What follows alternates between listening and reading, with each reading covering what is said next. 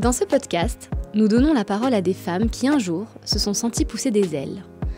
Où ont-elles puisé les ressources pour grandir, s'épanouir et finalement s'envoler d'une certaine façon?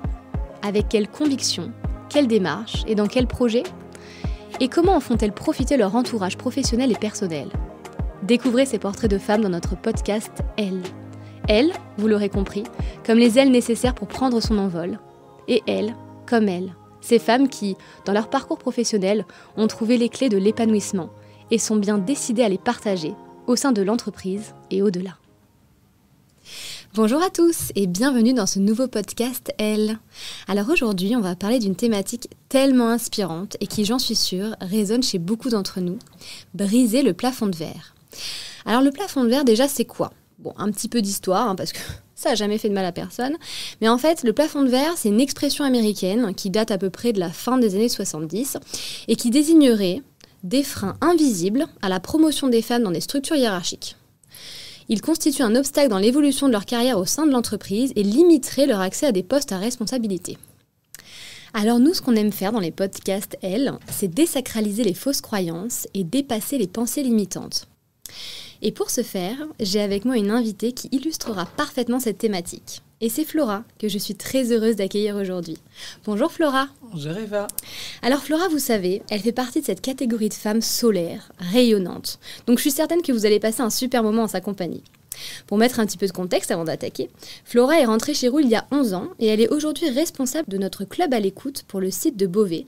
Et elle s'attelle chaque jour à ce que nos membres puissent obtenir réponse à leurs questions et raccrochent leur téléphone enchantés de leurs échanges avec nous. Alors Flora, peux-tu nous expliquer en quelques mots le métier que tu faisais lorsque tu es rentrée chez Roule et puis ton métier maintenant?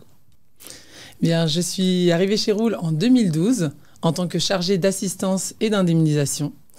Et aujourd'hui, je viens tout juste de prendre de nouvelles fonctions. Donc, je suis responsable relations clients, fonction support. Donc, je m'occupe de toute la partie pilotage, formation et qualité.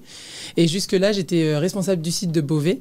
Donc, j'avais en charge toute la partie gestion, entretien, sécurité du site, le pilotage de l'activité et l'accompagnement des managers.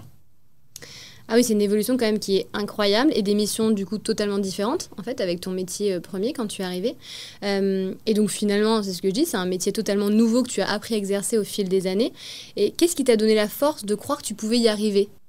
Eh bien, la force, on la puise vraiment surtout dans les équipes, avec nos pairs aussi. Donc j'ai la chance d'avoir vraiment une équipe au top et avec laquelle je travaille depuis aussi quelques années.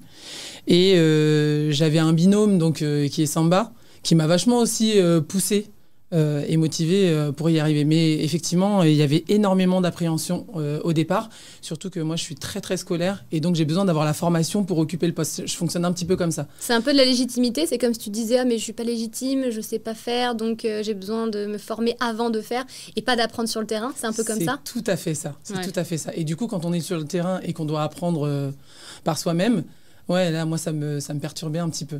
Et finalement, ça t'a stimulé par la suite de voir que tu y arrivais? Oui, complètement. Et puis, on gagne en légitimité, on a des feedbacks des collabs. Donc, franchement, c'est ce qui fait la différence aussi et c'est ce qui nous donne le punch, quoi. Ok.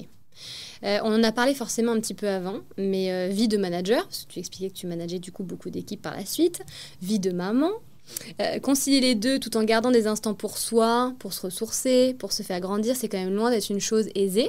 Et du coup, avec un quotidien comme ça à 100 à l'heure, parce que je le rappelle à nos auditeurs, on a quand même notre siège social qui est à Boulogne. Toi, tu t'occupais du coup du site de Beauvais, donc il y a aussi beaucoup d'allers-retours, que tu faisais quand même assez régulièrement. C'est quoi ton secret à toi, personnel, pour garder le cap là-dedans? Alors, je ne lui dirai pas, mais je pense que c'est mon mari. D'accord, on taira cette information. Donc, c'est vraiment sa disponibilité qui fait toute la différence parce que je fais énormément de déplacements et je rentre assez tard aussi. Donc, il y a ça. Et il y a aussi le cadre dans lequel on travaille, ce que le rôle nous permet de faire, enfin, la flexibilité qu'il y a qui fait aussi toute la différence. Qui fait aussi que tu peux t'organiser finalement comme tu le souhaites et de manière la plus proactive possible. Exactement. Tes équipes justement sont très compréhensives avec toi par rapport à cette vie à 100 à l'heure que tu mènes?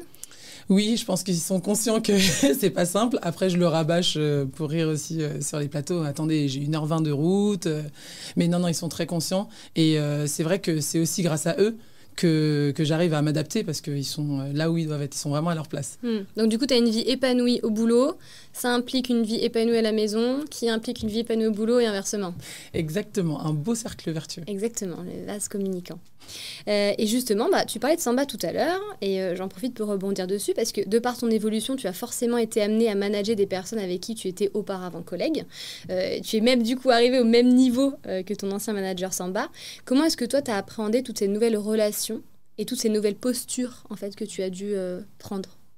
En toute sincérité, c'était très gênant et inconfortable. On ne se sent pas forcément légitime tout de suite, en tout cas moi pour ma part. D'occuper le même poste que son ancien manager, on va devoir faire ses preuves. D'être collègue avec lui aussi, en plus, du coup.